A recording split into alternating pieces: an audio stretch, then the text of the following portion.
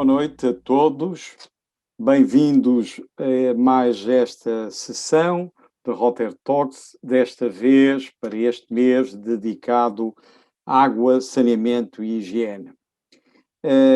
Não posso deixar também de agradecer a presença de todos e na pessoa do nosso Governador Sérgio Almeida, saúdo todos os rotários aqui presentes, também os nossos convidados. E, mais uma vez, lembro que contamos com a parceria sempre extremamente importante da Universidade Católica e da Fundação AEP. Quem desejar utilizar o serviço de interpretação, basta realmente carregar no ícone onde diz a interpretação e para poderem acompanhar a interpretação de inglês para português. A todos desejo uma belíssima sessão. Aproveito também para desejar um abril extremamente feliz para todos, principalmente com muita saúde. E vamos, meu caro Governador Sérgio Almeida, receber então os nossos estimados convidados que vêm de tão longe para estarem em Portugal nesta altura. Companheiro Governador Sérgio Almeida, boa noite. Olá, companheiro Manuel Cepeda, muito boa noite. Muito boa noite a todos, queridos companheiros, convidados. É um prazer enorme estar aqui convosco, é mais um Rotary Talks. Desta feita, e tendo em atenção aquilo que é o tema também do mês em Rotary, vamos falar de água, saneamento e higiene. E para isso temos connosco ilustres convidados que têm efetivamente provas dadas a nível global nesta temática e que nos vão apresentar casos práticos e, sobretudo, deixar também aqui, enfim, a apresentação de um tema que é cada vez mais importante na vida de todos nós e que tem muito a ver também com o futuro, não só nosso, mas dos nossos filhos. So, good evening, everybody. Now, officially, welcome Ron, welcome Ryan Rowe, welcome Nancy. And I think Michael will be with us any minute. He has time because we will start with you, Ron. So I want to thank you for your great and easy availability to be here. It was very easy to contact you, and we felt that you were very interested to join us. For us, it's a great honor because the action group HANWASH has a tremendous work around the world. Also, we have already heard about all of your experiences, all you have done in many countries. So it's a great pleasure to have you here and also to receive you and to have the opportunity to experience also your histories, your stories, all the details you can share with us. So I'm going to start with Ron, who has a great experience in WASH. I have your notes here, your short bio. I'm very happy you are an engineer because I'm also an engineer. So for the first time, I can say everybody that engineers also have a heart. So it's wonderful, and I think for the first time we'll take out this doubt of our fellows. And Ron has a tremendous bio you sent me. We have already shared from the district your short bio about the four of you, but I just wanted to say to our fellows that you are also Rotarian. All of you are Rotarians. You were also a governor, and you were founder of this group of WASH. Rotary Action Group, and you have many things to tell us and to show us. So welcome, Ron. It's a great pleasure to have you here with us. After we will talk with Nancy Gilbert, we'll also explain us about a lot of projects she has around the world and very connected also to Nigeria. She talked to us about and explain us what is the Transform International Group. I'm going to not say everything now, Nancy, because we need to know something more later, and it will be great. Thank you so much, Nancy, also. Then we will pass to Ryan Rowe, who speaks Portuguese, and Ryan will do it in English, but he also can immediately switch to Portuguese if we need. So Ryan, thank you so much to be with us. You have also a tremendous experience, and I was saying that you speak Portuguese, but you also speak French and Spanish, and of course English. And you have an experience in Haiti, the National Water Sanitation Hygiene Initiative that you could also share with us.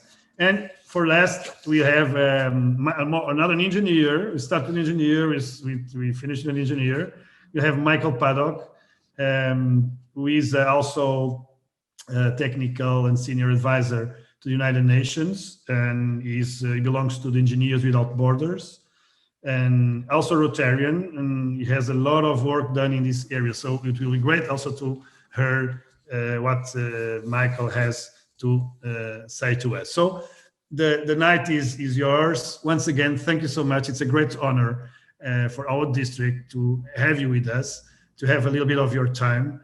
And I immediately ask you, Ron, to start with your presentation and to tell us more about WASH project. Thank you, Ron. WASH, Rotary, and WASH RAG. WASH, Water Sanitation and Hygiene. WASH RAG is the Rotary Action Group for Water, Sanitation, and Hygiene. And thank you very much, Sérgio, for this opportunity to introduce your Rotarians to this fascinating and very, very important topic. And we're celebrating World Water Day on the last day of the World Water Day month. And it's a privilege to be with you. And I'm delighted that also we have Ryan, Nancy, and Michael. They will talk you some of the details. I'm really just going to introduce you at the very high level, the 30,000 foot level maybe, about the concept. They will then get into some of the details, specific projects, and more specifically about how you Rotarians can become involved. Brief background, 785 million people don't have access to safe water, and these are the conditions they're living under. Not exactly the nicest quality water in the world. Here, a pond, which, as a matter of fact, I was involved in help building in India. The water is intended for the people, but as you can see, the whole community shares in. Even more serious, 2.1 billion lack access to safe sanitation. Rickety toilets, latrines, barely functional in Kibera in Kenya. Toilets at girls' schools with doors ripped off, no privacy at all. And in India, 2 kids practicing open defecation into the stream, and the pigs are all part of that cycle. The consequences are critical. 8,000 people, mostly children, die every day. Billions of hours lost to sickness and disease. In fact, in Africa alone, 40 billion hours lost to sickness. Think what that would mean if these people were able to use those hours for some gainful economic activity. Women and children usually spend 6 hours a day hauling water. And very often, even if they're in class, they have to take time out to go to a water point to bring water back into the classroom. More hours lost. Young girls miss class, drop out of school, especially critical during their menstrual period. They lose a week, the first month. They lose a second week, the second month, the third week. And eventually, after 3 or 4 months, they're 3 or 4 weeks behind. And clearly, if they can't keep up, they drop out, leading to early marriage and also just a total deterioration of the humanitarian cycle. Most important, women and girls are subject to violence, where they're practicing open defecation, going into the bushes behind the trees. They're victims or can be victims of rape, violence, and quite often abduction. Not a very pretty picture. But Rotarians are helping tackle these issues. Rotarians are helping to manage the water resources. In some countries, such as India and Kenya, there are a desperate shortage of water. We're depleting the aquifer. Rotarians are helping manage those resources, recharging the aquifer, building sand dams. They're providing sustainable water service. The emphasis is on sustainable water service and latrine service.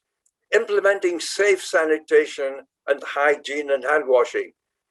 Setting up WASH in schools so that can be a more permanent educational experience for the children. Bringing sustainable WASH in healthcare facilities, especially critical in this time of COVID, where in many countries, the lack of water in the maternity wards, in the delivery rooms, is leading to a very large number of deaths and fatalities and infections. Rotarians are digging wells and putting in boreholes, as you can see here. Or, as on the left-hand side, they're building rainwater harvesting systems, where you can see the gutters, the downspout, and that system made, put together, assembled by the householders themselves with support from the Rotary Club. On the right-hand side, a biosand filter, very effective in removing dirt from the water and all microorganisms and pathogens. Very effective household unit. Or SODIS, water infection. Here, the Rotarians in Nairobi collected used plastic Coke bottles. They filled them with the impure water, put them on the roofs of the houses, and the combination of ultraviolet light and the increase in temperature purified the water and made it drinkable. And they also build dams, sand dams or concrete dams. This example on the left was where the Rotarians in Rajkot refused to listen to the councillors who said, we can't afford to build a dam and provide water for these people. The Rotarians said, damn it, we will if you won't. Then on the right-hand side, pipelines, very typical of gravity-fed systems, catching the water or pumping it into a tower and then delivering it to a large community. On the left-hand side, a toilet block, again in a slum in Kibera, where the Rotarians organized their community in that slum to build this toilet block. Space for the men on one side, women on the other, with privacy for them during their menstrual period. On the right-hand side, a household latrine. And you notice outside the latrine, a plastic can container with water, and close to it, which you can't see, soap, so that when they come out of the latrine, they will practice hand washing. And here, a school in Mali, supported by wash rag, and you notice on the wall a symbol suggesting hand washing and dumping waste into a container. These are the examples of the work that Rotarians are doing. But there's more to it than just providing safe water and sanitation. Once the women have time on their hands, then the Rotarians help them in microbanking. They called it table banking because it's the same thing. They arranged a fund to lend money to the women in the community who now had time and wanted to do something else as they weren't hauling water. Here, a young girl borrowed money to buy a sewing machine so she could sew garments for the community and for sale. Another woman bought a couple of rabbits, and we all know what rabbits do very well, starting with 2, a great activity here. The source of meat, rabbit meat is great, selling it in the community, becoming very viable. And Elizabeth, after having gone through that process, paid off the loan, bought a couple of goats, put her husband in charge, and then when he was looking after the goats, she invested in land and cabbages and became very, very viable entrepreneur.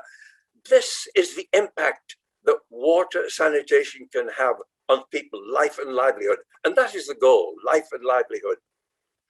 Effective projects and programs should be designed for sustainability, long-term impact.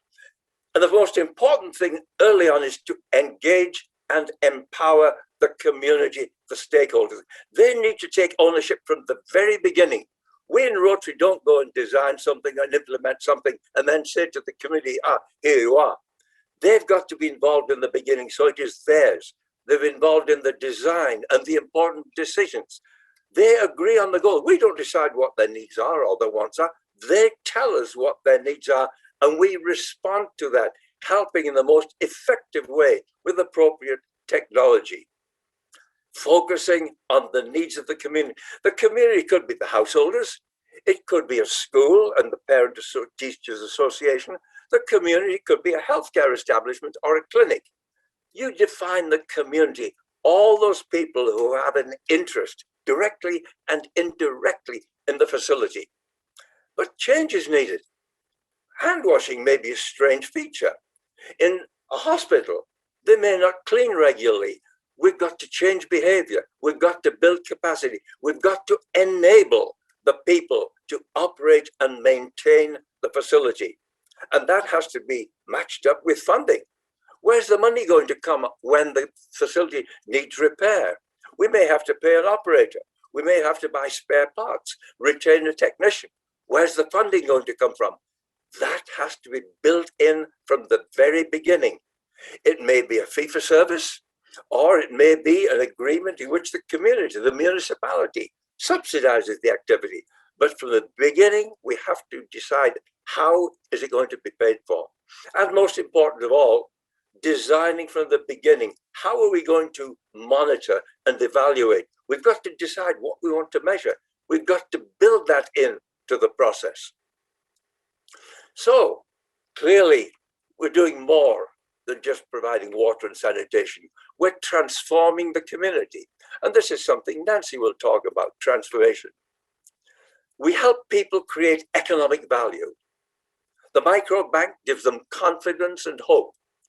Crops and livestock flourish. Food supplies are assured. Poverty is reduced. Women and children are healthier, and the youth, especially the girls, are being educated. That is what we're talking about when we talk about water, sanitation, and hygiene. The WASH Rotary Action Group can play a major role. We have resources around the world, specialist professionals who've been working in this field for many, many years, and in many cases are professionally employed in water sanitation during their regular lives. They will help find the best solution, managing the trade-offs. For example, if we're putting in a borehole, do we use plain carbon steel or do we use stainless steel? Now, many Rotarians will say, damn it, it's too expensive to use stainless steel. On the other hand, we know it will last longer and have lower maintenance costs in the long run. We need to foster the concept of sustainability from the very beginning. We're not planning for 3 years or 5 years. We want to think about the facility operating, quote, forever, 20 years at least. We can help you find Rotary partners and projects. You in Portugal may be looking for a Rotary project in the rest of the world, in the developing world, Africa, Latin America, especially where they speak Portuguese and Spanish. We can help you find that partnership. And we also work the other way around. We help the clubs in the lower and middle income world find partners in the higher economy countries, such as the Iberian Peninsula, for example. We help them apply for Rotary global grants and also funding from other sources. Sorry, hit my finger too quickly.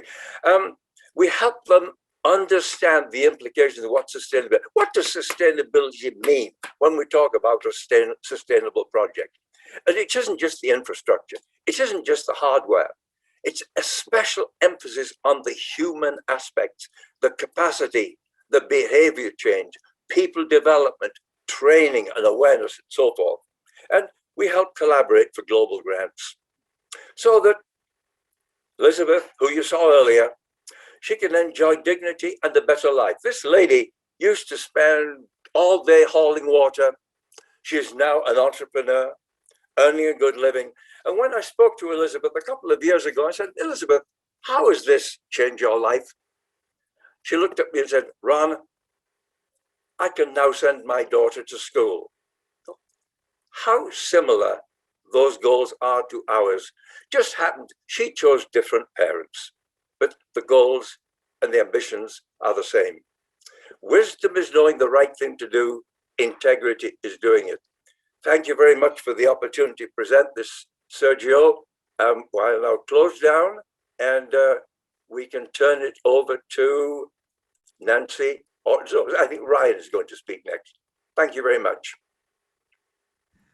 Thank you, Ron. We will be back to you, and it's an impressive work that WASH Rotary Action Group has been doing all these years. Thank you so much. So we can go to Ryan or Nancy. I think it's Ryan. Ryan. Okay, so Ryan. Obrigado. Boa noite a todos. É um prazer para mim voltar ao Portugal. Gosto muito do seu país, seja para surfear no sul, em Sagres, ou para andar nas ruas de Lisboa ou Porto. Tonight, or this evening, I'm going to speak to you in English. It'll be a lot easier for me. I won't trip over my words. But I'd like to talk to you about the Haiti National Water Sanitation and Hygiene Strategy, otherwise known as HANWASH. The initiative was made a reality by a group of Rotarians who've been working for years to find a solution that could work for the entire country. And it first came together at the convention, the Rotary Convention in Atlanta in 2017. The HANWASH, it represents a bold vision for the future. In Haiti, the lack of coordinated and sustainable safe water and sanitation is one of the greatest challenges in this country of approximately 11.5 million people. And HANWASH, the team, has a bold and inspiring vision to change that. We want to be a catalyst. And our model places Rotary Clubs of Haiti at the center of this vision, where they lead the conversation with their communities, including local leaders and decision makers. And throughout the country, there are 22 Rotary Clubs, as you can see represented by the pins on the map. So these Rotarians and their clubs form part of District 7020, which is one of our core partners, which covers the Caribbean region. A lot of clubs from nearby countries, neighboring Haiti, are involved, such as the Bahamas, the Cayman Islands, Jamaica, and they show their support in good neighborly fashion, whether it's volunteers or contributing from their own pockets, directly cash contributions, or through global grants. We also have a partnership with ZINEPA, that's the water sector regulator, which gives us a model of engaging local authorities and getting their approval to the projects that we are developing and supporting.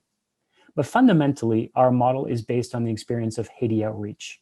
Haiti Outreach is a local organization which has supported safe water projects in Haiti for about 25 years, and which has significant experience in what works and what doesn't. Ron just elaborated many of the key points of what makes a good WASH project, and Haiti Outreach has significant experience in doing that. So the HANWASH initiative takes the work of Haiti Outreach and offers a system to replicate it. We bring other partners, implementing partners such as the one you see on the slide, to the table who can align themselves with our national strategy. We bring their technical expertise, or we utilize their local relationships, and we look to expand that model nationally. We also have 4 Rotary International Champion Districts, which have signed on to provide funding and advocacy support, or sometimes they even, local Rotarians will volunteer and offer their vocation as a service. The first lesson that I wanted to share with you today is that the HANWASH team, based on the work of Haiti Outreach, has found that it's really possible to shift the mentality of water and sanitation projects from a perspective that is really about charity to a mindset that is more based on local ownership and sustainability. Fundamentally, what we are looking to do is to shift the responsibility for drinking water to the community and its leaders. One of the main challenges in a country, in many countries around the world, including Haiti, is that oftentimes, churches or university groups or foreign Rotary clubs even will come into the country with good intentions and plenty of money, and they'll build a well without thinking about long-term plans, equipment breakdowns. It costs a lot of money, to chlorinate water, to pay a local repairman. And in the picture on the left-hand side, you'll see 2 abandoned, non-functioning water points which were built side by side, probably by 2 different groups. And when Haiti Outreach first began their work in 1997 in Haiti, they visited communities to survey wells and boreholes, and they found that approximately 50% of those were non-functional. 50% is quite an amazing number. On the other hand, the community model the community engagement model that they've tested over the years to transform that conversation from charity to sustainable development, it really begins with a referral from a community member, which leads to a systematic process. And those steps are outlined in blue on the slide. There's a number of steps that can take place over a period of weeks or months, or it may even be a couple of years. Someone somewhere has seen a community with a working well and they get the idea that they could have that as well. So they'll reach out to Haiti Outreach and ask how they can make that happen for their town. And then Haiti Outreach will bring trained facilitators to engage community members with local authorities and ask them what they want. You know, what are they willing to do? Are they willing to pay for it? What will the community contribute? Are they willing to form a water committee and keep it going? Sometimes that conversation might happen in an afternoon. Other times it may span a few weeks or a few months, or it may never continue at all. But as the community begins to realize what it takes to have safe drinking water, they come to a realization of what their role is in that. The trigger point is that letter of request from the community to invite Haiti Outreach back. If all goes well from there, Haiti Outreach will raise funds from its donors and supporters and then train the community and invite them to form a committee. After that, monitoring is an essential component to sustainability. Haiti Outreach will conduct monthly inspections once a month for a 2-year period. And what they've found is that by using this model on the ground, they can take that 50% failure rate and they can turn that into an 87% success rate. And what we want to do is now we want to take the Haiti Outreach model and expand it nationwide. The community engagement model and pay for service are distinguishing features of the HANWASH approach. And we wouldn't be able to do what we're doing in Haiti without the support and guidance of Haiti Outreach. Their director, Neil, is actually on the call today, and he's also part of the HANWASH team. The second lesson that we've learned is really that communities can actually manage and fund the operating expenses of a rural water point and actually accumulate savings, which would enable them to cover the cost of repairs, sort of like a reserve fund. We've seen an average of $300 per committee accumulated over time. You'll see on your screen, you'll sort of see a diagram, that letter of request that I referred to on the previous slide. So approximately, 680 communities submitted letters of request over a period of years. Approximately 90% of those actually ended up engaging with Haiti Outreach in that conversation that I spoke of. 70% of them led to having a well drilled or repaired. The rest of them either dropped out or they're still in the training process. But ultimately, of the wells that were drilled or repaired, 87% of them are still functioning today with an average of $300 in reserves accumulated in their local credit union bank account. And almost 170,000 people have been served safer drinking water through this model. In case you're wondering, the cost of an average well is about $20,000. And once that's raised, Haiti Outreach will fund the capital costs with those contributions from the donors. But the community, as I mentioned, is responsible for covering operating expenses. On average, each citizen will contribute about $1 per month to the cost of maintaining the water system. Just $1 per month will actually help make that system operationally and financially sustainable. Our work also covers small towns, which might be anywhere from 200 households to 5,000 households, or roughly 25,000 people. But what we've seen is that small-scale water operators require substantial capital investment or capacity strengthening to actually become self-sufficient. Since more than half of Haiti's population actually lives in urban areas and small towns, finding solutions for these populations is a huge part of the HANWASH model. Current water policies in the country provide for the delivery of water to small towns using small-scale private water operators or a committee of representatives appointed by the local government. And these systems are a combination of, local water points serving dozens or hundreds of households, and in other cases, there's a piped water network. In the town of Cavaillon, for example, in southwest Haiti, the HANWASH team, over the last 3 years has invested $20,000 to get a small operator up and running. But we've seen that there's a huge amount of management and technical training that's required to actually get them where they need to be able to operate that system without too much intervention. And now one of the big projects that we're working on is a global grant in the town of Pignon. It's about, it's in the center of Haiti up towards the northern coast. And we're developing a global grant for about $400,000 to invest in modernizing the system. One of the fundamental challenges with this particular system is that there's a lot of leaks in the system, which lead to non-revenue water, which means that at roughly 82% of all the water that's produced by this system and pumped into the network is actually lost. And that's actually constraining the financial sustainability of the system.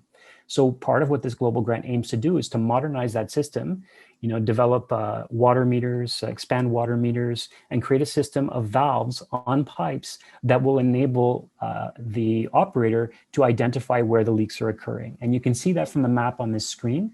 That's the town, and it's divided up into roughly 15 or 16 sections. And each of those sections is a section of the network that can be isolated to determine if that's where the leak is originating. So far, the professional operators actually managed to reduce non-revenue water from 89 to 82%, but some additional intervention is necessary to improve that. But overall, HANWASH sees this as a strategy which we can employ nationwide. And in fact, we have other municipal water system projects where we're planning to invest resources in this way.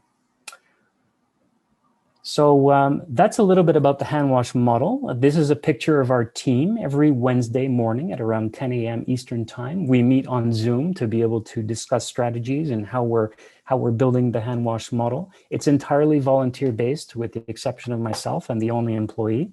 This is a picture from our St. Patrick's Day party a couple of weeks ago. And if you are interested in joining, you are absolutely welcome to come join the conversation and learn from us. Thank you very much. Thank you so much, Ryan. Really, really loved your green head and in the photo. But we surely get impressed by this project. We'll be back to you later with some questions. Thank you. Thank you, Ryan. So now, Ron, we can go to Nancy. We should go to Nancy. I don't know what has happened to Michael. I tried phoning him, but can't get through. I've sent him email messages. So we'll just hope that he shows problem. Up. If not, yeah. I'm sorry? If not, it's no problem. It's okay. We have more time also for Nancy. It can be relaxed, and then we can start this conversation and share some ideas. Sometimes with these Zoom meetings, we change the schedule. Yesterday, I was trying a meeting with Israel, and nobody answered me because I was in the wrong day. So okay, yeah. Well, there is so many Zoom meetings. No problem, Ron. I think Nancy would love to spend more time than she planned. I told her she had 10 minutes, but I'm sure Nancy could add at least 20 minutes. So we'll listen to Nancy. Thanks, Sergio. We are with you. We are all waiting for your speech. Thank you to be with us, Nancy. Hi, can you hear me? Your projects. Yes. Okay. Thank you so much for inviting me to participate today. I am calling in from Vancouver Island on the Pacific coast of Canada. My husband and I had a wonderful time in Portugal when we were at the International Convention, and you're dear to my heart, and we really hope to come back sometime. I'm going to speak a little bit about a particular sector of WASH, WASH in healthcare facilities. I want to share a couple of project ideas and some suggestions for how your Rotarians might connect to some opportunities. As Ron said, water and sanitation is really foundational. It's essential to health and disease prevention, which of course are cornerstones to community development, to well-being, to economic impact. And these are all things that we would love to see everyone in the world enjoying. Just to underscore part of what Ron said, for every $1 invested in safe drinking water and sanitation, the World Health Organization estimates a return of between $3 and $34, which is huge. And in addition, for every dollar invested, there is a $4.30 return in the form of reduced healthcare costs for both individuals and society. Critically important. So WASH in healthcare facilities is essentially sustainable water, sanitation, and hygiene infrastructure, resources, services, and practices in a healthcare setting. So, hang on. I have a not cooperative screen. Just a second. Let me see if I could. Oh, there we go. Water and sanitation are similar to a community situation, but in addition, on the sanitation side, you have to deal with healthcare waste management. So, for example, used needles and contaminated waste from operations or procedures. And on the hygiene side, in addition to personal, menstrual, and hand hygiene, we have to think about infection prevention and control. Environmental cleaning, how do you keep that space free of bacteria and germs and not spread those on to others? And equipment processing, so sterilization of equipment. So WASH in healthcare facilities includes other kinds of things. The Joint Monitoring Program, which is a collaboration of WHO and UNICEF, stated in 2019 that 2 billion people who visit healthcare facilities find they lack basic water services. And 1.5 billion visit healthcare facilities that lack sanitation services. And it's so crazy in my mind to think about going to a healthcare facility for healthcare and not having basic services. Every year, 17 million women give birth in healthcare facilities with inadequate WASH in least developed countries. So big issues. And some examples of WASH in healthcare, I mean, it's critical for hand washing, and certainly through COVID, we all know how important hand washing is, for medical procedures like cleaning wounds, keeping patients clean, newborns, mothers, other inpatients. We need safe drinking water if you're going to take oral medications, for example. I mentioned earlier disinfecting and sterilizing medical equipment, and some medical devices require safe water. Sanitation is critical, environmental hygiene, cleaning floors and surfaces, and disposal of hazardous waste, and of course then laboratory activities. So there's a broad range of needs for WASH in healthcare facilities. So some of the issues that need to be addressed, functionality of equipment, the quality of services in a healthcare facility and infrastructure, accessibility. I mean, you go to a healthcare facility and you're in a wheelchair, or you have mobility issues or sight issues, you still need to be able to access services. And then of course the quantity, you need to have adequate quantity of facilities. And often facilities face water shortages, water quality issues, environmental hygiene issues. I mean, some of the things, I'm sure Ryan has seen them as well. I know Ron has terrible situations. And then of course, the behaviors, as Ron said so eloquently, critical behaviors, medical professional staff washing their hands at key times before they're going to see a patient, for example. The global vision for WASH in healthcare facilities is that every healthcare facility has the necessary and functional WASH services and practices, so they can provide essential quality health services for everyone, everywhere. And I love this line, a healthcare facility is actually not a healthcare facility without adequate WASH. Very true. So next, I just want to talk a little bit about some project opportunities. Clubs can, of course, do their own projects if they're able to fundraise themselves, and they can be small or large projects. District grants are available, and they're generally more modest. Global grants through the Rotary Foundation are also available. They're often larger and more program focused. But there are clubs and districts who are doing global grants who are looking for smaller clubs to get involved. So even if you're not comfortable taking on a full global grant, there are lots of opportunities to get engaged with something like HANWASH or with other programs. And if you have an interest in getting involved, I would suggest you contact your district grants subcommittee chair or any of us. I think we'd all be happy to try to connect you with opportunities. I want to share a couple of opportunities that I'm aware of and working on with colleagues. As Ryan described, I'm a big fan of district-wide approaches and really a systems thinking, as we like to call it. I have a group of colleagues in Rotary who have for many, many years been working in northern Malawi, and this is just a map of that region. They're up in the north part. And there are a couple of programs there that are underway right now. We were approached, my organization, a couple of years ago to work on a program to develop sustainability of WASH in healthcare facilities. And so we've been working with the Desert Research Institute out of Reno, Nevada on this. And in addition, there's a parallel program that's running through Rotary, and that is to bring all of the 18 healthcare facilities in that district up to a basic minimum standard. And then with the sustainability program, hand in hand, there's an assurance that those investments are going to be looked after and retained. So there's a global grant right now underway with a Rotary Club in Ontario to address issues at 4 of the healthcare facilities and training as well. And then there are going to be a series of additional grants coming forward. So that's an opportunity if someone has even a small amount of money and an interest in dipping your toe into a WASH project to get involved. On a community basis, this is in the same area and working collaboratively between all of those programs. Some time ago, we were able to provide some high-res GPS equipment, and this is with Neil Van Dyne from Haiti Outreach's mentoring and advice.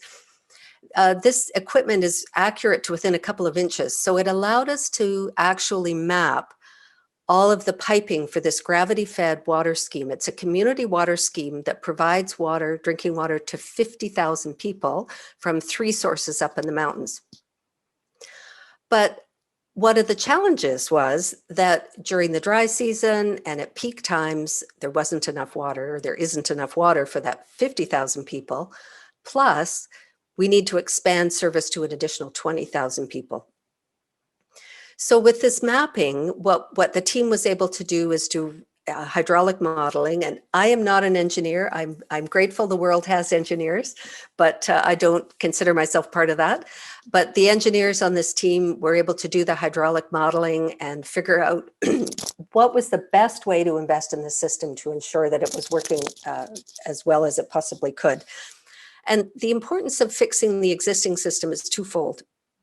One is if you don't have water being provided consistently, it's a lot harder to get people to pay their tariffs. And paying tariffs, as Ryan said, is so critical to that long-term sustainability of a system.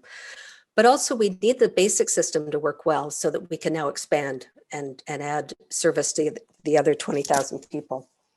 So there's a series of global grants underway right now. One is about to be submitted, but I think they're still looking for a bit more funding. There will be additional ones following starting July 1st. So there's an opportunity if anyone's interested in getting involved in that.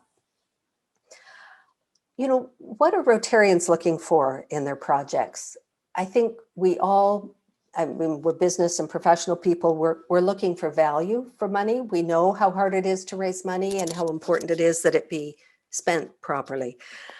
I also think Rotarians really want to feel like they're making a difference.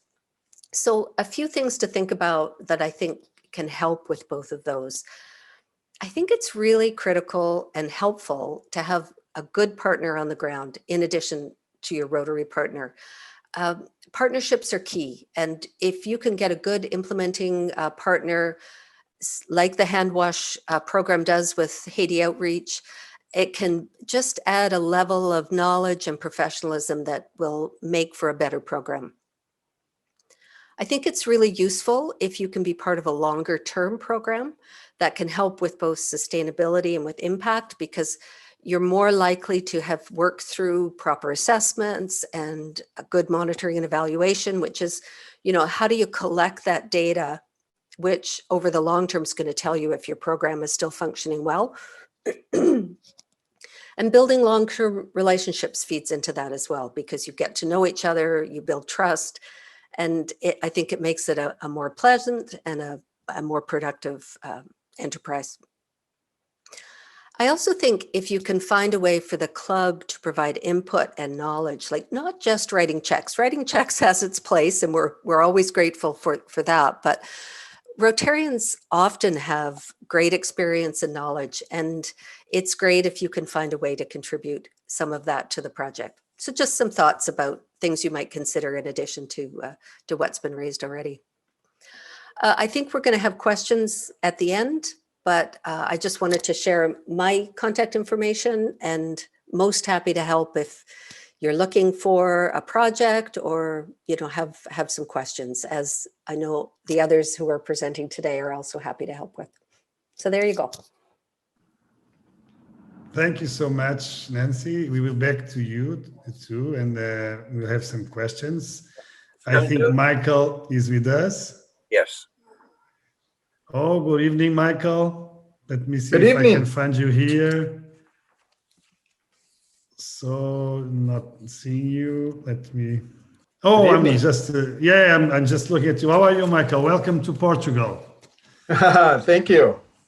It's wonderful to have you with us, and I just want to give you that it's a great pleasure and honor to have you in this meeting.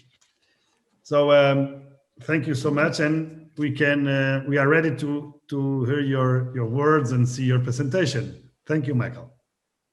Thank you so much, Sergio. So today I'd like to talk a little bit about the program that my club, the Rotary Club of Milwaukee, has been doing with the Rotary Club in Guatemala, which is Vista Hermosa.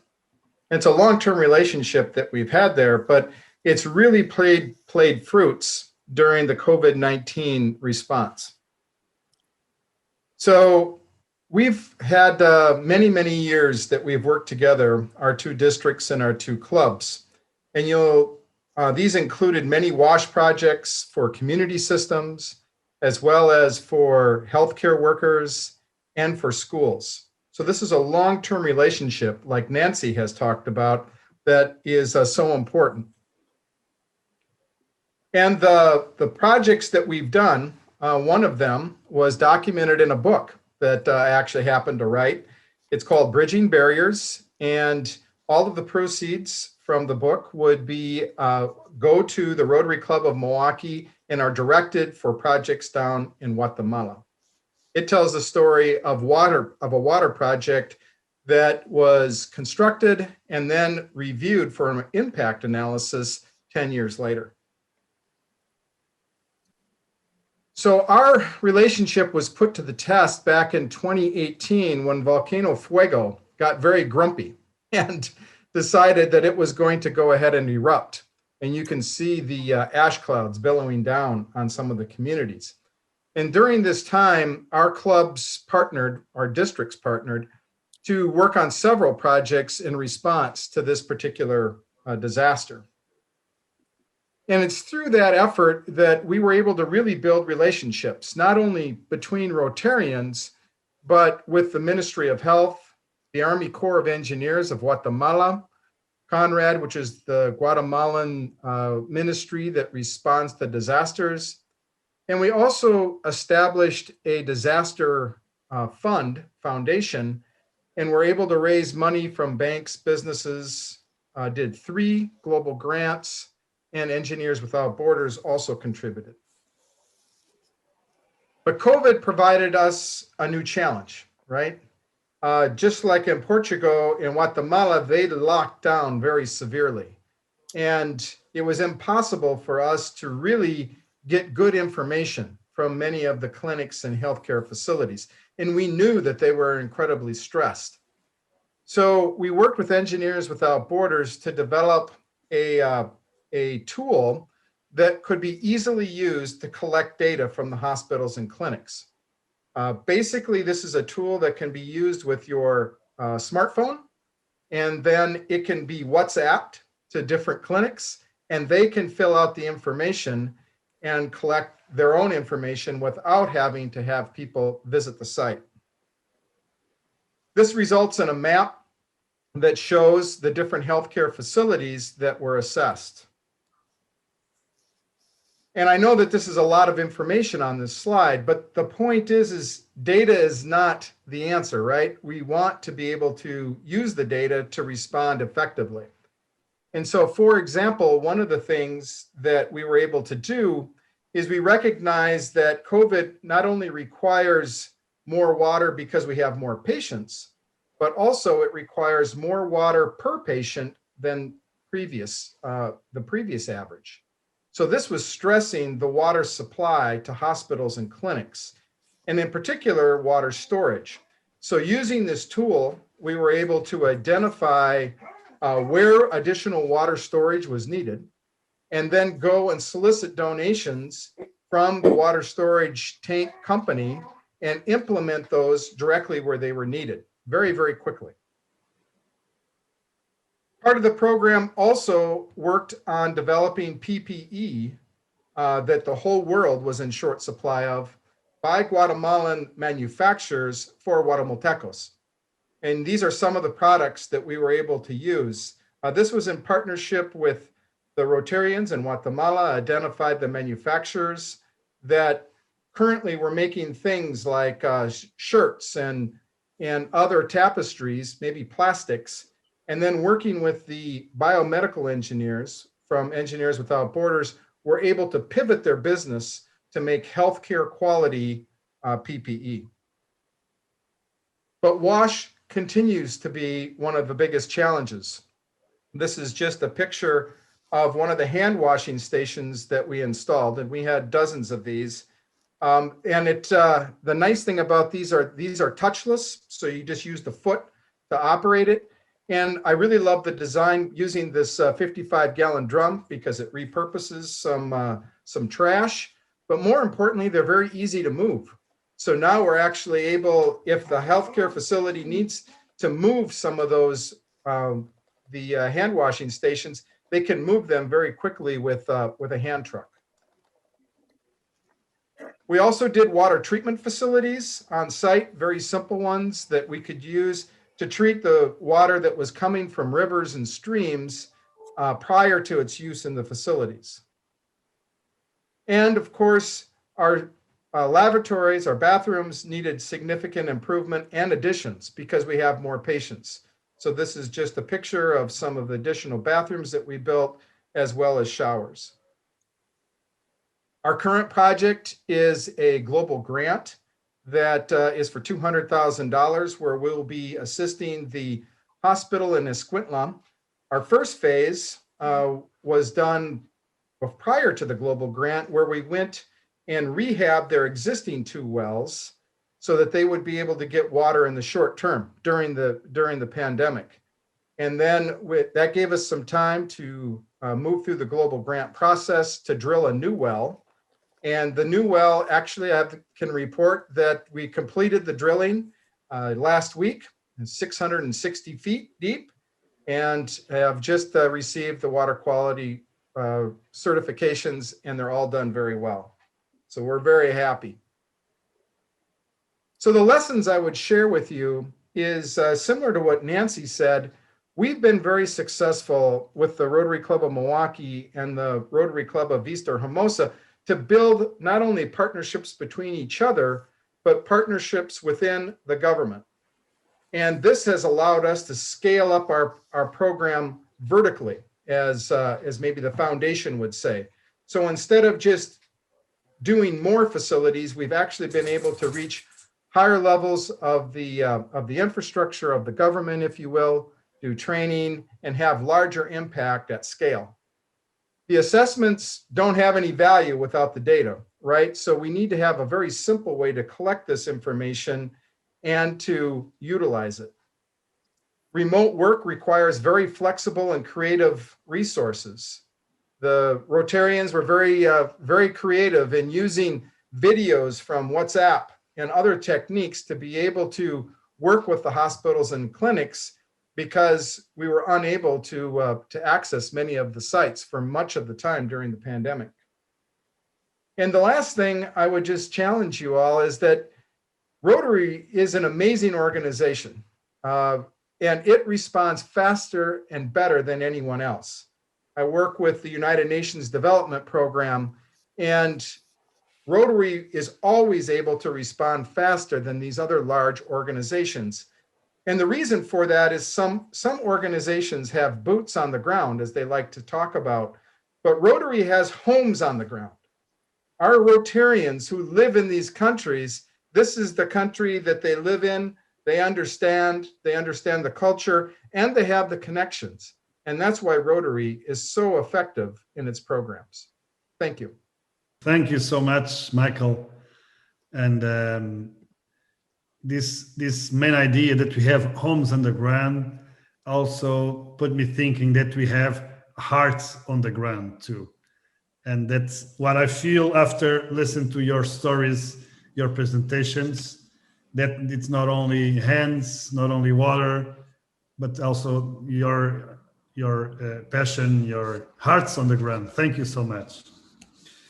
So, my dear Ron, we start again, and I think we could be all evening listen to your stories because we just started now, and and I think you have a lot of things to tell us, and we probably have to travel and go to Canada, to Haiti, to United States, and of course you are all invited to come to Portugal.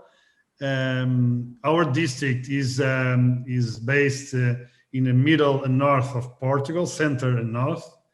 You know, we have not only, let me just play a little bit, not only the water, but also the wine. It's very good wine we have here. So, and the sun and all of those things.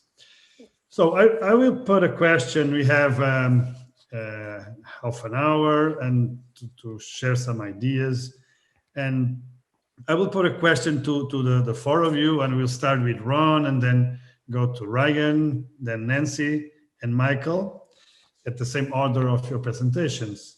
And my first question is about all of these changes we are all living and experiencing in our lives. COVID-19 has really changed the game. And starting with you, Ron, what are the main changes that COVID-19 has caused to your project? What has changed? Yeah, I think it comes back very much to cleanliness. COVID-19 has had a huge impact on healthcare facilities everywhere. And this is one reason why there's a group of 100 organizations, including WashRag, that have committed to creating awareness and implementing projects to improve, let's say, the wash in healthcare facilities. And getting into some of the unusual areas. For example, and I'll just quote one example, cleaning. We all on this call think of cleaning as a non-issue. We keep our homes clean, we keep our toilets clean, and in schools, the toilets are kept clean and so forth. But in many hospitals, they don't have the facilities, they don't understand the protocols, they may not have even the washing materials. I would say if there's one thing more than any that hit us during and because of COVID, it has been the need to transform practices and capacity in healthcare facilities. Thank you, Ron. And I will do the same question to Ryan. What has changed with COVID-19 in your work, hand wash? Ryan, please. Sure, thank you. It's funny because I started with hand wash after the pandemic had begun. So the interesting thing about hand wash is that the team, it's roughly 40 volunteers scattered through Haiti, the United States, Canada, and other Caribbean countries. We work like entirely remotely. We're all in Zoom meetings and we're functioning in that way as a team. Where it has had the impact is obviously on the ground in Haiti, where our local partner Haiti Outreach is based, where we have global grants in progress. One tangible example is that one of the professional operators in Cavaillon, which we are supporting, we had planned to do some capacity strengthening and knowledge exchange activities and enabling them to visit another system elsewhere in Haiti and to be able to observe with their own eyes what was happening. As a result of the pandemic, we had to postpone that trip, postpone it again, and finally cancel it. Now we're rethinking how that is going to happen. We hope that it will occur in the next 2 or 3 months. The impact of COVID itself in Haiti has not actually been as bad as we feared. The case rate has been quite low. The fatality rate has been much lower than it was anticipated, even by the most informed of experts around the world. So we're really grateful for that. Haiti has been through many challenges from a health perspective, including a cholera epidemic. But thankfully, COVID has not been as bad as we had feared. And that's based, of course, on reported cases. So, but hopefully that gives you a sense of how that's affecting us or not. Thank you, Ryan. Then I go to Nancy, the same question. And a lot of what I would say, Sergio, is similar to Ron and to Ryan. You know, certainly travel's been a problem. And that's caused us to be more innovative about how we connect. It makes such a big difference when you're working on a program to have face-to-face time and to get to know people. And that's where longer term relationships can really help, because we've been able to bridge this period of time without travel because, you know, we have gotten to know each other. Interesting how things that we discovered that were barriers to sustainability of WASH and healthcare facilities have been really relevant to COVID. For example, our research that we did pre-COVID told us that the facility staff had had training at school on infection prevention and control, but had had no training since they started working in the facilities. And some of them had been working there for years. Well, that became really critically important when COVID hit, because if the healthcare staff don't understand how to prevent infection from spreading, we've got a problem. So that helped to drive, you know, certain activities. It also gave us an opportunity to deeper build our relationship with the Rotary Club of Mzuzu. They are a small club. Their president is a doctor. And at one point, about 2 months ago, Malawi was in the second wave, I guess it was at that point, or third, I've lost track, of COVID. And they were getting really concerned because they had a lot of people in the hospitals and they didn't have equipment to provide them with oxygen. It was too expensive to fill oxygen tanks. So what they were using were oxygen concentrators. And as soon as somebody's oxygen level started to go up, they would take them off and put somebody else on because they just didn't have enough. They had a Rotarian from their club who was in the hospital in intensive care. He died. And then 2 weeks ago, they lost their immediate past president to COVID. So, you know, this was a very real and pressing issue. And it allowed us to reach out through some Rotary clubs who in turn reached out through their networks. And we were able to raise enough money for 4 oxygen concentrators, which have been delivered to Mzuzu. So, you know, you do what you can in a crisis, and Rotarians are pretty awesome.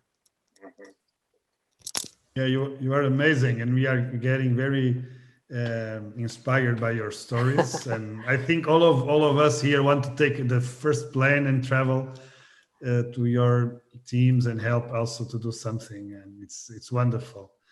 And Michael, I will ask you the same question. What has really changed with this COVID-19 in Guatemala and in this project? What were the main changes?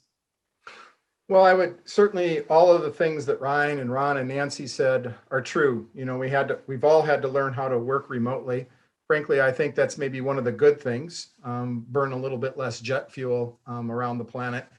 But the one thing I would to kind of share with you is that the impacts of COVID are going to be with us much longer from an economic standpoint than from a health standpoint. We're seeing the number of people that are being driven down into poverty and extreme poverty to new levels that we haven't seen in decades.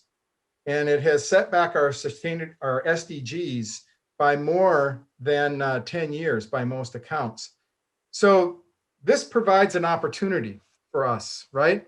So as countries look to build back better, it gives us the chance to include WASH in those programs and in build back and take the opportunity to provide more water sanitation to not only communities, but healthcare facilities and schools. So they're great projects that create local jobs. And I think there's an opportunity here for WASH to be a significant player in the Build Back Better scheme. Over. May I add something, Sergio, to everything? You can come together. As the Beatles said, awesome. Come together right now. Come together. No, okay.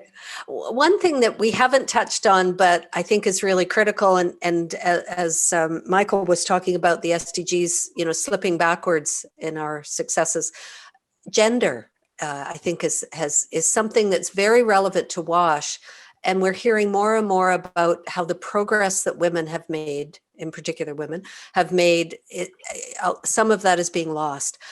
we could spend a whole session talking about gender issues, and I don't think we should go there, but I just kind of wanted to flag it and mention that WashRag is having a webinar in, Ron, is it in October on gender issues in WASH? Yeah, the gender. Anyway. I think it's certainly August or September. Yeah. Sometime, yes. So if you have an interest, yeah, keep your eye out for that, because I think there's a lot of things that I certainly hadn't thought about before that are important for us to consider as leaders. That takes me to a question. I didn't think about it, but Nancy, this is the impact your programs have are very different if you are woman or man. It's equal, or there's a difference, as you said, the gender issues about the WASH projects. There can be a big difference, and often I think projects tend to focus on women because women tend to look after their families. I don't know how to say this politely. Please let me take this back, because my woman is listening to you, and now I have a problem. Olga, turn it off, get out. Yeah. I understand, of course. You understand, and it's women. I agree with you. I agree with you. Yeah, no, okay? I know you're pulling my leg, but women and girls who are responsible for collecting water, who are often responsible for feeding the family, for many of the things that require access to water, sanitation, hygiene. So, yeah, it's the impacts are important to both. There's no question, but. I'm sure some of the men on the team might want to jump in here. Let me just add something there, Nancy. When we think about healthcare facilities, the majority of people working in healthcare facilities are women, and yet so often the WASH programs are designed and managed by men. And clearly, if they're going to be effective, they have to meet the needs of the women. The administrative staff, the nursing staff, the cleaners, and so forth. 80% of the people working in healthcare facilities are women, and traditionally we have not responded very well to the needs or the wants of the women. And I think this is something we're becoming increasingly aware of because of COVID. Yeah, I'll just add into that discussion. The long-term impact study that we did on the project I mentioned in Guatemala is amazing.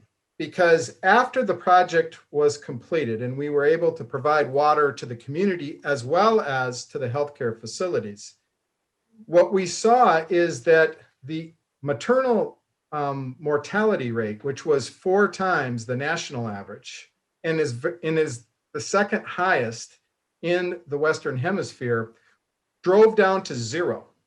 Wow. 0. And we also saw the infant mortality rate driven down to 0. So you think about the impact that has on a community and its culture. The midwives in Guatemala have done a great job of educating me. And as they showed me, is that when a mother is lost to maternal mortality, that impacts the entire family forever. Right? Just think about how we would all be without our mothers. And so that impact of losing those mothers every year is tremendous.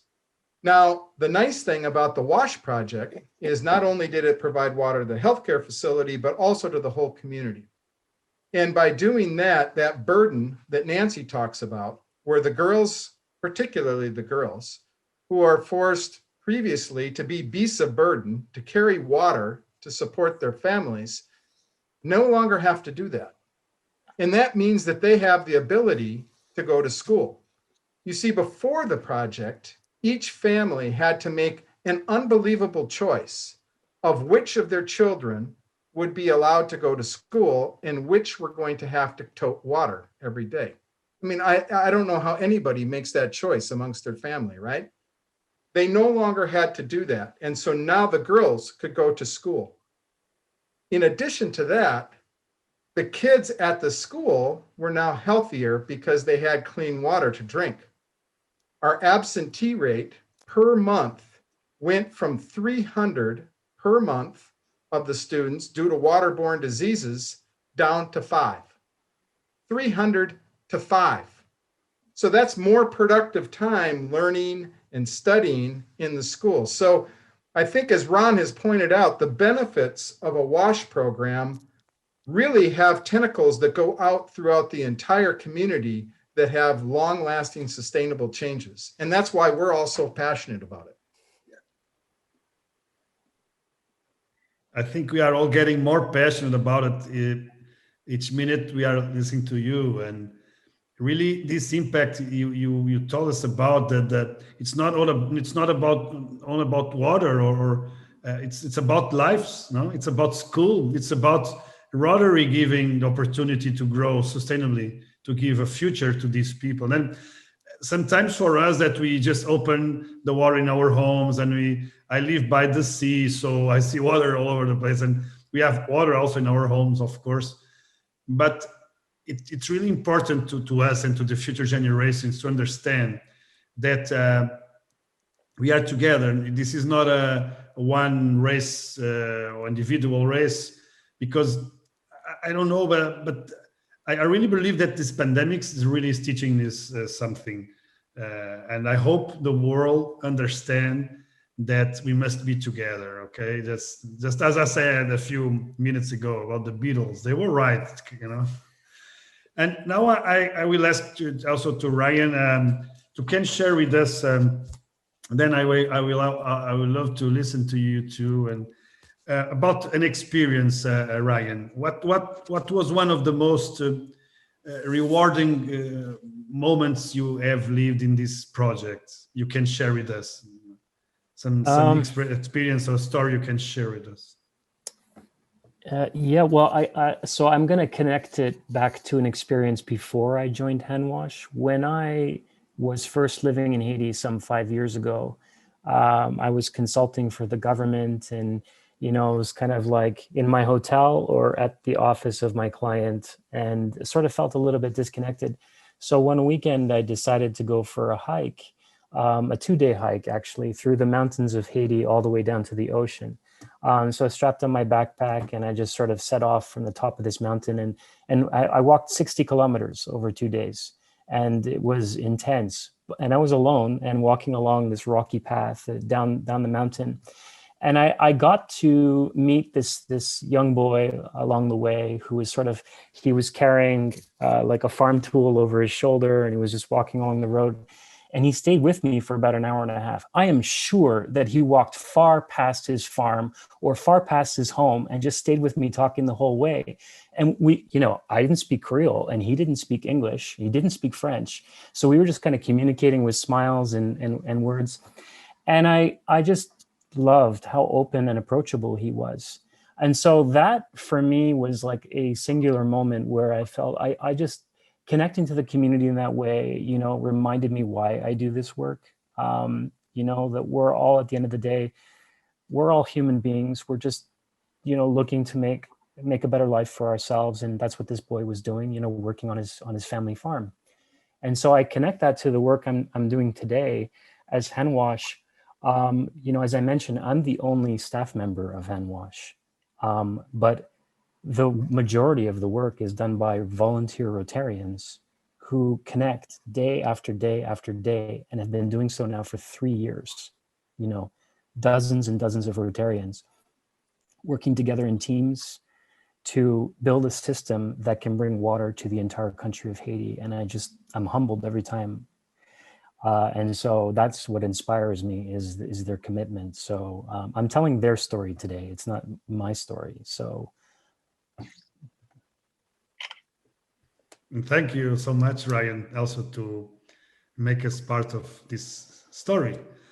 And we really are, I think we today we were watching the news and see some violence issues in New York and other countries, and also Mozambique. And sometimes I think to myself, how can we be like this? We are the same. So I will ask also Nancy, if you can share with us one story a rewarding moment you had in your life? I know you have a lot of them. That's a really tough question. Be careful, but... because Portuguese are very easy to start to cry here right now. Me too. I mean, yes, you're right. There are many, and I am always really struck by the people that I have met in the field who, when they're given an opportunity, just grab it and run. I mean, people really do want to help themselves. And anyway, but that's not my story. I thought I would maybe share when I was working in Nigeria and I was doing my PhD research on sanitation. I was living in a compound because of security issues. And we had a local housekeeper who kept house for us. So I decided I was going to interview her about her water sanitation experiences. And she described renting an apartment in a house where upstairs was another apartment. And the bathroom from upstairs, there was a pipe that came out, and whatever came out of that toilet came out that pipe and landed in her backyard right outside her window. There was nothing she could do about it, because if you called the city inspectors, I mean, they're supposed to be inspectors. This was a city of 350,000 people. They probably owned rental properties in the same condition. And so, they would go to a house and the landlord would give them a little bribe and that would be the end of it. That feeling of absolute helplessness broke my heart, because she didn't want to live that way. She was an amazing housekeeper, clean and phenomenal, but she had no choice. She had no choices in her life. So if we can do something to give people choices, I think that's absolutely awesome. There you go. Thank you, Nancy, to give us the choice, the opportunity to listen to you. And now I will go to Ron. Ron, we can have 1 year to listen to Ron, because he has I see a short bio. It's not so short because you really have a wonderful life and as a Rotarian too. So can we share one of these moments and really rewarding in your projects?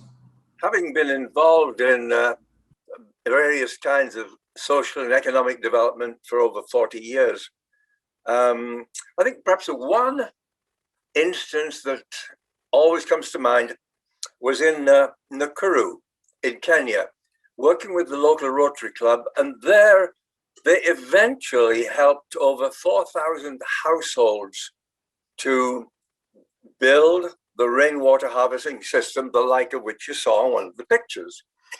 And we went out to one community, and in fact many, but on this particular one, we arrived there and all the women came out and they were dancing and singing. And of course, I couldn't understand a bit of the language. In fact, some of my friends from Nakuru couldn't understand it because it was in the local patois. But I said to them, what are these women doing? They're dancing and they're singing. And they were saying they were thanking God for the fact that we in Rotary had come to help them get water and change their lives. God is very important, as we know, in some of the African and developing worlds. And it was God's will and God's doing that we had arrived there to help them. I was very, very, very touching. We don't always put things in that context, but it was very moving indeed.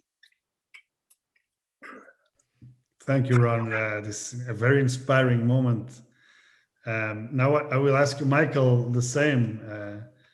I know you have a lot of moments in Guatemala and all of their projects. Can you share one of these with us, Michael, please?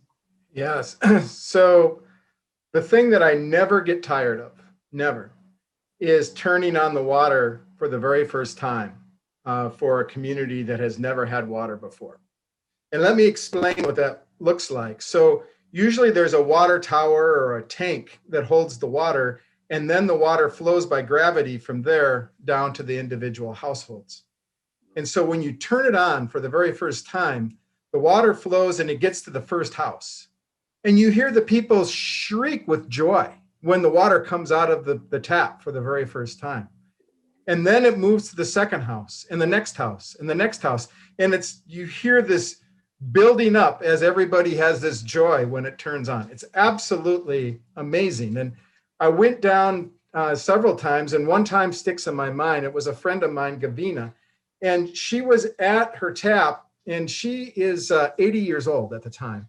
She's since left us, but she was 80 years old at the time, and the water was flowing through her fingers, and she was giggling like a little girl that was maybe 5 years old.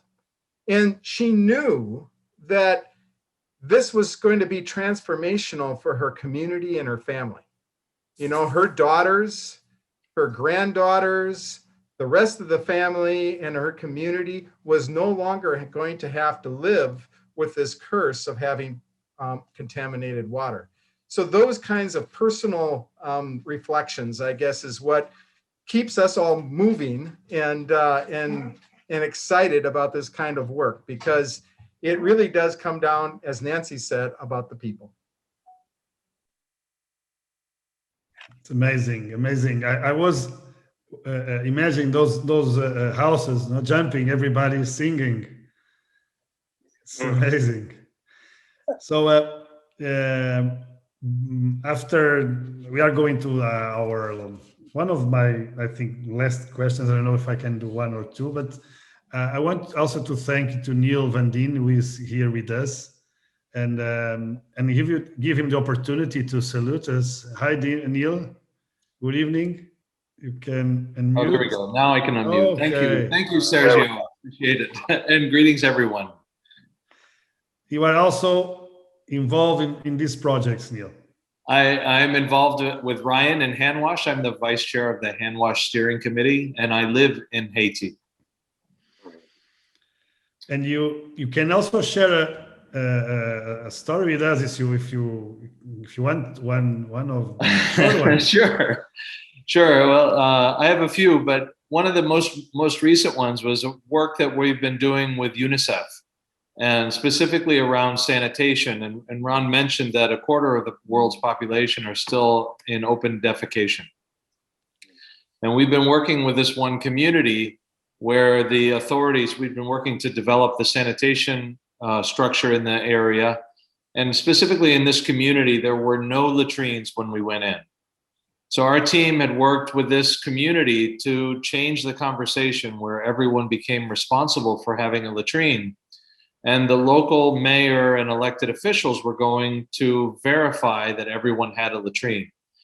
We showed up in this community with all these very important people, VIPs, and the host committee there was just 3 people. It was 2 women and a man. And they took the time to walk around and visit each house with these mayors and elected officials and water ministry officials and all these officials. And by the end of the visit, it took more than an hour. By the end of the visit, the man from the committee was gone. And when I asked what happened, they said, well, he only had 1 hour. He's a mason working on a house. He had only 1 hour for lunch, and he came to spend it with this group, and he had to go back to work.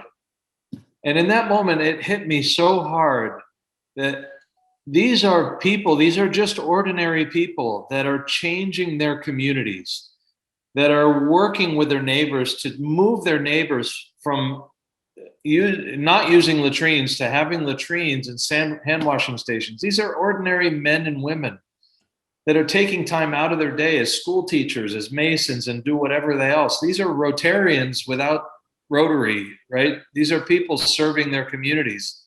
It was so powerful to me. I just couldn't believe it. They've moved their entire community for no one had a latrine to now everyone has a latrine. It was very powerful for me. Amazing. Well, thank you, Neil, and welcome to Portugal. Thank you. So we are, this is getting better and better, but we are getting to the end of our Rotary talks. And I would like to put the last question based on this vision statement of Rotary. And our vision statement says that together we see a world where people unite and take action to create lasting change across the globe, in our communities and in ourselves. I am very focused in the part of in ourselves. I truly believe that all the change we want to see in the world must start with us. We cannot have peace in the world if we don't have peace inside. You cannot have peace in the community if you don't have peace in our clubs. You don't have peace in our companies if you don't have peace in our hearts. So my question is, what has changed in you, in each one of you, since you start with this work? Are you a better version of yourself right now? A short statement. I will start with Michael.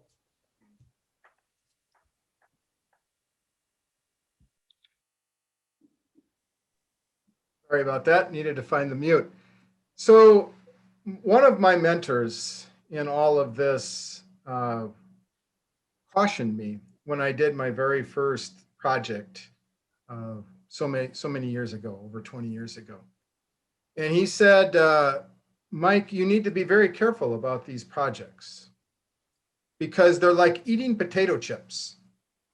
You can't stop after just one. And that has been so true. And that has been what has inspired me, project after project, and has really, especially the WASH and healthcare facilities, because as a civil engineer, I have taken that on as a personal challenge to address that particular issue. And so it really does at some point become consuming, but for me, it's a very good consumption. Thank you.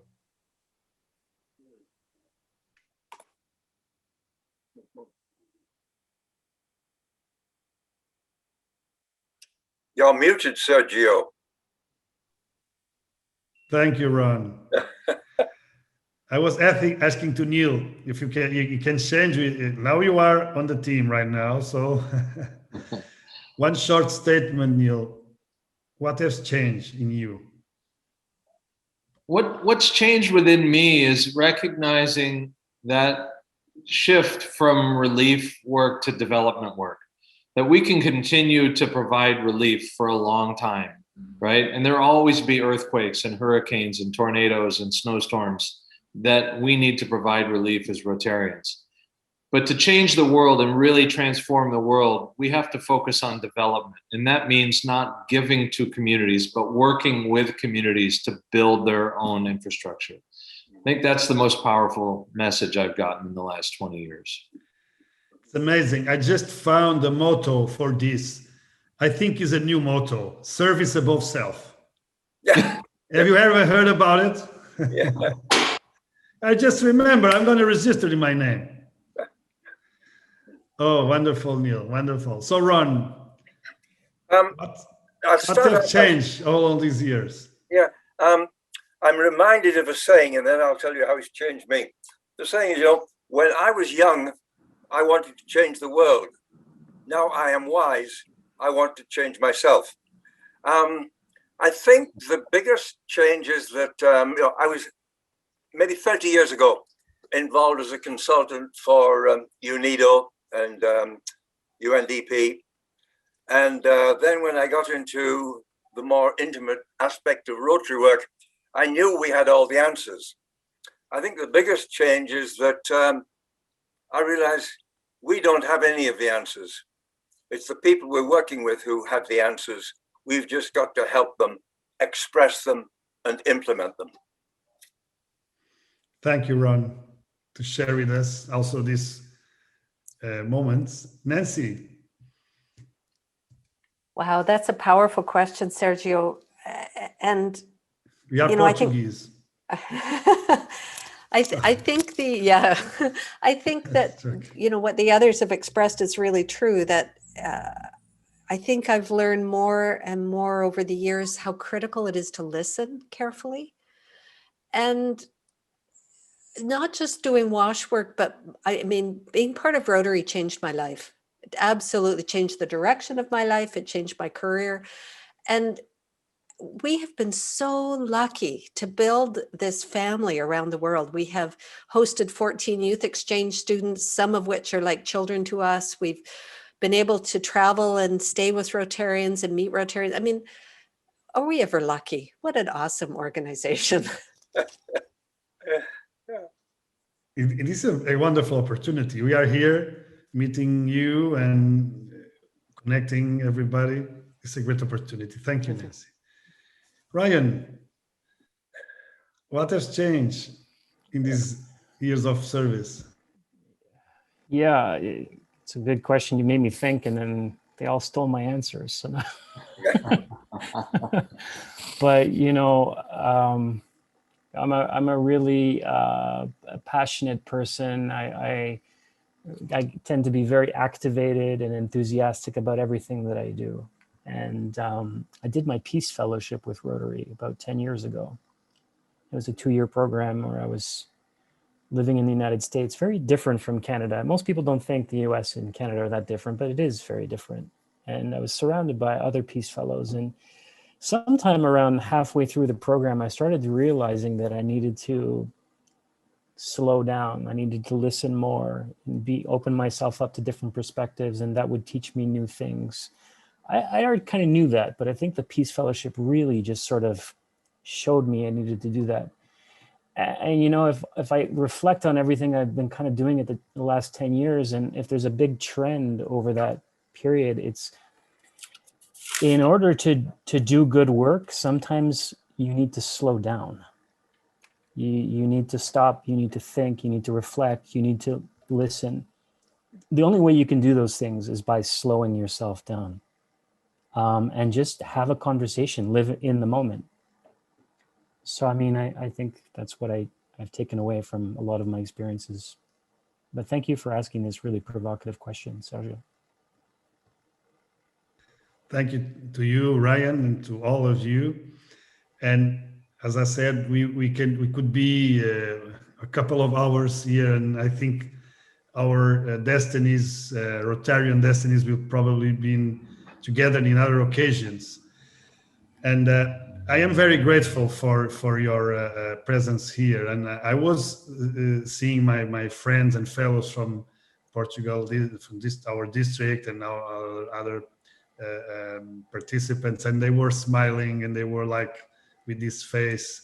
They were living also the experience you lived. And I think this is really what we have. We have a lot of good things in Rotary, but the sharing moments, and also the opportunity to grow up listening to to other fellows is wonderful. Some of you, and I think all of you, also give this idea about listening and respecting the other people. And I think when we listen to the others, we can connect to others, and you can also develop more friends and more projects and everything. So for me and for us, it was a great honor and pleasure to have you here with us, listen to you, and also live a little bit of your experiences and understand that I am very energized right now. Like, wow, this is a good world we live. No, like there are a lot of good people out there. We must have hope. We must share hope to our neighbors. We must be the change you want to see in the world. This is all about this. It's not to give up. It's also for our district, for all of us also to understand, listen to you, that we can do more, we can be better. And also sometimes in our daily lives, you can be a little bit more sad, and we lose friends, we lose people are dying also from disease, but there is hope. There is hope in a better world, and this is what I feel right now.